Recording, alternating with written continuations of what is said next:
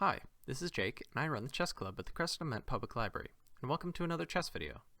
Today will be a quick video on a great way to introduce beginners, especially younger chess beginners, to the different pieces of chess, which is with a pawn race.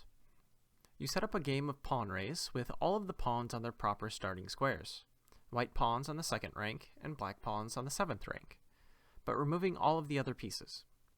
The goal of a pawn race is simple. Get one of your pawns to the other side of the board first. You can also win by capturing all of your opponent's pieces, or if the other player cannot make any legal pawn moves. This is an excellent way to show beginners how the pawns move and also the importance of getting a pawn to the end of the board to promote to a more powerful piece. Even in a full game of chess, promoting a pawn can be what wins the game. The brilliance of the pawn game is that you can slowly introduce new pieces to the board as the player learns, allowing them to learn how each piece moves over time. I'd recommend adding bishops to the mix first and leaving the knights for last, as knights have the most unique style of movement.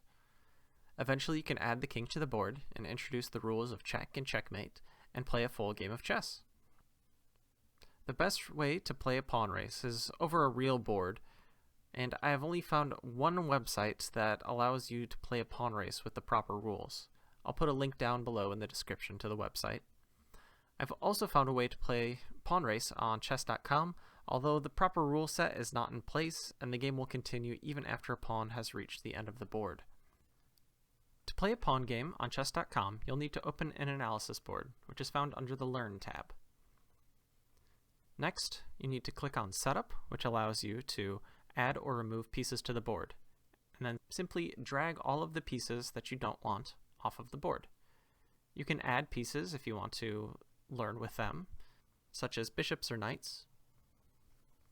And then once you're done, you can hit the load button if you want to take turns playing on the same computer. Or you can click the Finish versus Computer button at the bottom. If you do play versus the computer, make sure that you adjust the difficulty of the chess computer as it defaults to the hardest option, which this option is higher rated than any human player. To change the difficulty, click on the small icon that looks like a monitor with shoulders, and slide the difficulty slider down to a low level and finish by hitting Choose. Again, it doesn't have the rule set properly in place, so the game will not end once you've promoted a pawn, and might end a bit early in a stalemate. But this is the best way that I found of playing a pawn game on chess.com. That is all the time we have for today. Don't forget to visit us again for another chess video. Thank you for joining me, and I hope you and your king stay safe.